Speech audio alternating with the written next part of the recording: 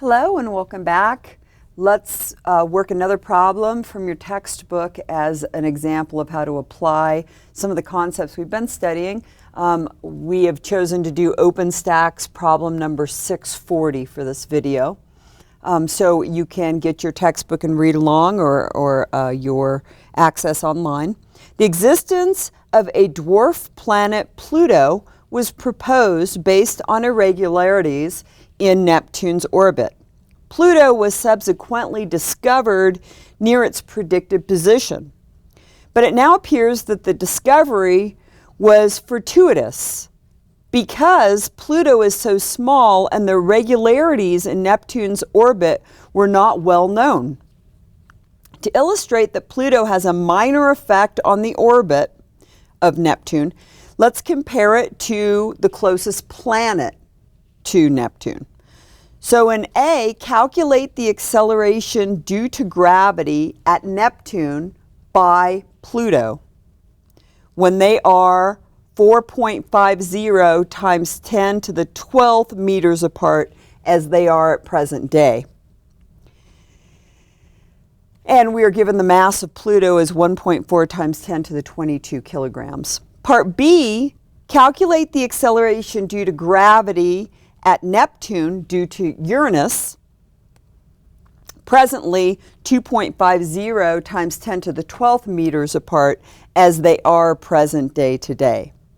So we want to compare these two accelerations due to gravity, the acceleration due to Pluto's gravity at Neptune's location, and the acceleration due to Uranus's gravity at Neptune.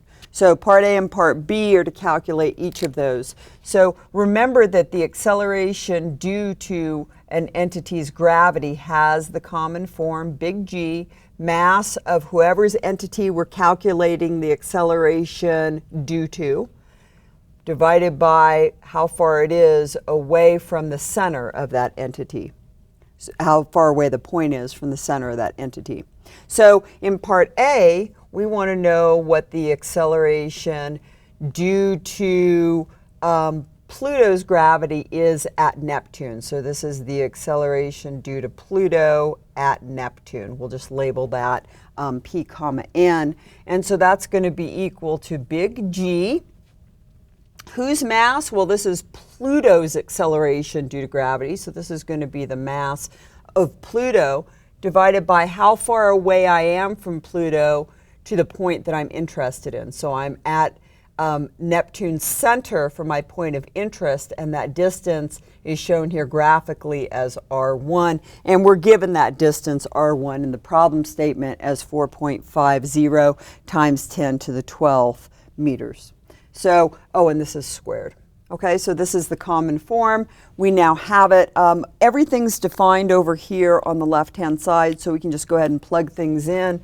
So this is going to be 6.67 times 10 to the minus 11 Newton meters squared per kilogram squared times the mass of Pluto. Pluto's mass given in the problem statement, 1.4 times 10 to the 22 kilograms. And then we're going to divide it by how far away we are from Pluto's center. And at Neptune, we are a distance of 4.50 times 10 to the 12th meters. And of course, we need to square that distance. So let's go ahead and grab our calculators and plug everything in. And when you get everything plugged into this equation and make sure you're squaring that denominator correctly, what you come up with is 4.6 times 10 to the minus 14. So 4.6 times 10 to the minus 14 meters per second squared.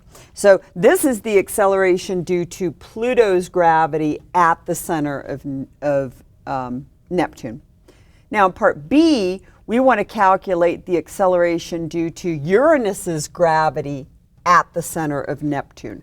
So in part B, we want the acceleration due to gravity, Uranus's gravity in specific at Neptune. So we'll label that GU comma N. So again, the same form, big G whose entity are we calculating the acceleration due to gravity of? And that's, of course, Uranus's. So that's going to be the mass of Uranus divided by how far away we are from the center of Uranus to our point of interest. We want to know the center of Neptune, so that distance as labeled on this diagram is R2. So this is R2 squared. Again, R2 is defined over here. We're given it in the problem statement as we are also given Uranus's mass as well. So at this point we just plug them in, 6.67 times 10 to the minus 11 Newton meters squared per kilogram squared. And then Uranus's mass, 8.62 times 10 to the 25 kilograms.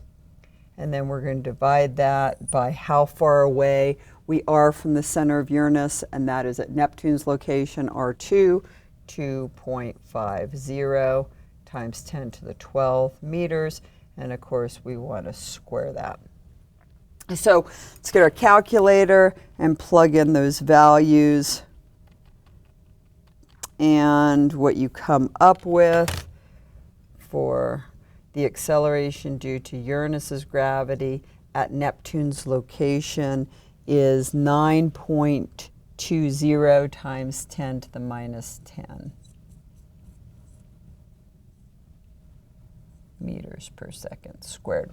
All right, so you can see here much larger than the acceleration due to Pluto's gravity at Neptune's location. And we can see how much larger by just taking the ratio of the two. So comparing these two accelerations, what is the acceleration due to Uranus's gravity at Neptune in comparison to the acceleration due to Pluto's gravity at Neptune's location?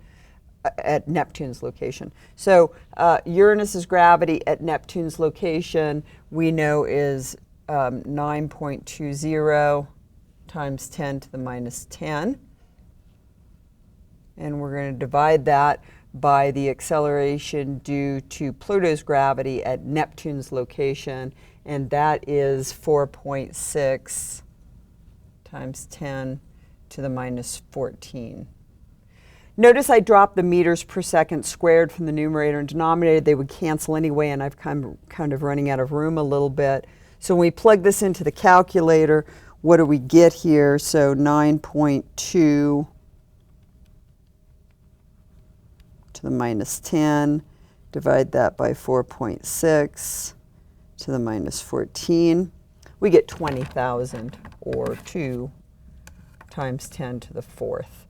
So the acceleration due to Uranus's gravity at Neptune's location is 20,000 times larger than the acceleration due to Pluto's gravity at Neptune's location. That is to say that the force of gravity exerted by Uranus on Neptune is 20,000 times larger than the force of gravity exerted by Pluto on Neptune. So it's due to the fact that Uranus has a much, much, much larger mass than Pluto, and we just recently have demoted Pluto from a planet to a dwarf planet because its mass is so small.